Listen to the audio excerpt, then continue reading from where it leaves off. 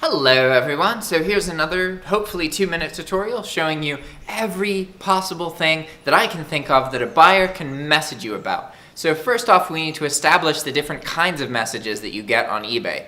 First, we have automatic messages. These you can almost always ignore because they're generated as like a notification of something you already did. For example, you refund somebody. You get a message saying buyer received refund, or you upload a return label. You get a message saying return label sent to buyer, that kind of thing. Those are automatic messages. They don't need much attention. Second thing is messages from eBay that require your action. So this is when you have some kind of item that is in violation and you have to fix it before eBay screws it up or takes it down. These are messages that eBay sends you that require you acting upon them. Aside from that, we have messages from potential buyers.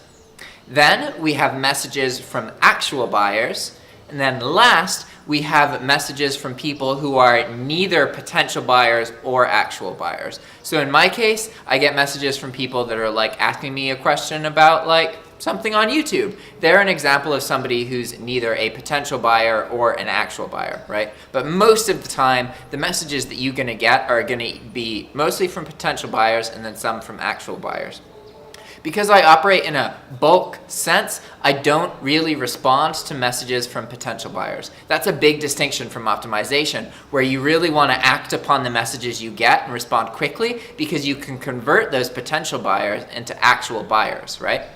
So moving forward, we've established the different kinds of messages you get. You get notifications. You get messages from buyers, messages from potential buyers, and then messages from non-buyers, okay? Let's talk about the messages that a potential buyer might send you. There's only a couple of these because most messages are from buyers. So the first off is the biggest category, and this is a question about an item's specifics. So it might be something like, hey, this listing is in multiple colors. How do I know which one it is? Or is this item gonna work for this scenario? Is this item compatible with this part? Is this item available in red? Anything that is a question about an item. For an optimization business, you want to respond to these and update your listings accordingly.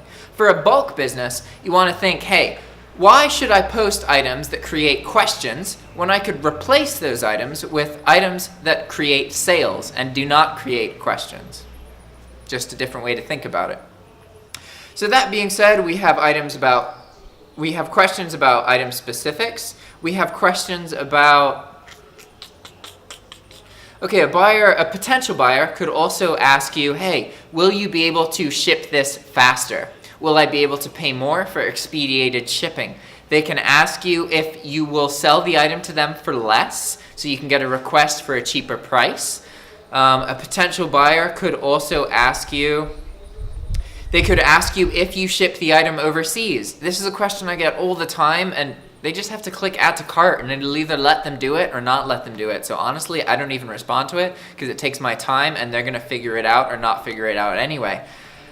Okay, moving forward, we're gonna get to messages that buyers can send you because there are a lot of these, way more than messages that potential buyers can send you. So we can have a request to cancel the order where we are able to cancel the order. We can have a request to cancel the order where we are not able to cancel the order.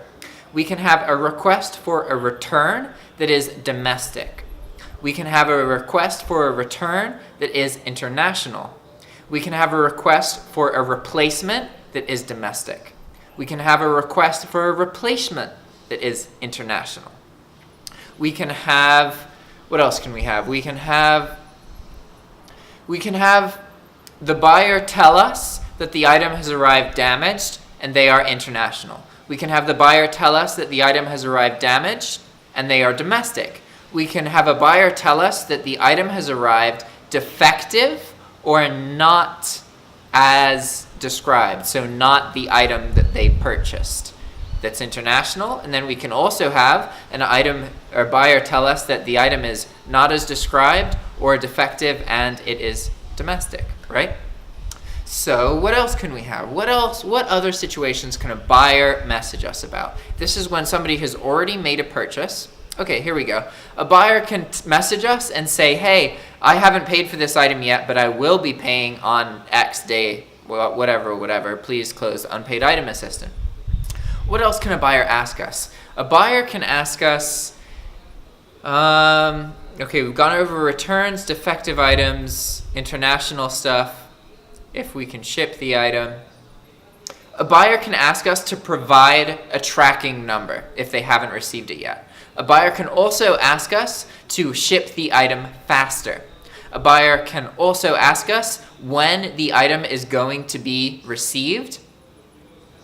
A buyer can ask us for shipping discounts. So that's when they've bought multiple items and they want to see if they can get a kind of a partial refund on the fact that, you know, I bought 3 things from you, you can ship them all together, and you charged me for 3 different shipping fees, so could you put them in one and give me a discount? That's another thing a buyer can ask for.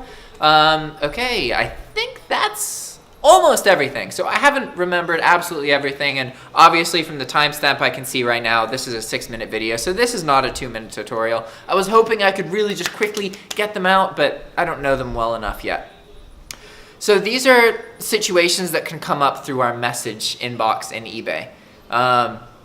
And I guess I should talk to you more about the violations that you can get, because there are a couple main different violations that you can get from eBay where you have to fix them, right? The first one is a trademarked image. So this is, a trademark name. So when you have a trademark name violation, this means you used a keyword like Velcro. You're not allowed to use a keyword Velcro unless you have the trademark yourself. Velcro is very protective of their trademark, so they'll make you replace it with something like hook and latch, that kind of thing. I just use Velcro as an example because it's a really common one that is very often abused in Walmart. And then when you post it to eBay, they're like, why are you using the word Velcro? Yada, yada. So you have trademark infringement. After that, you have copyright infringement, and this includes images and text. They're 2 different things. You can get a violation for when you're using somebody's images without their permission, and then you can also get a separate violation when you're using somebody's text without their permission.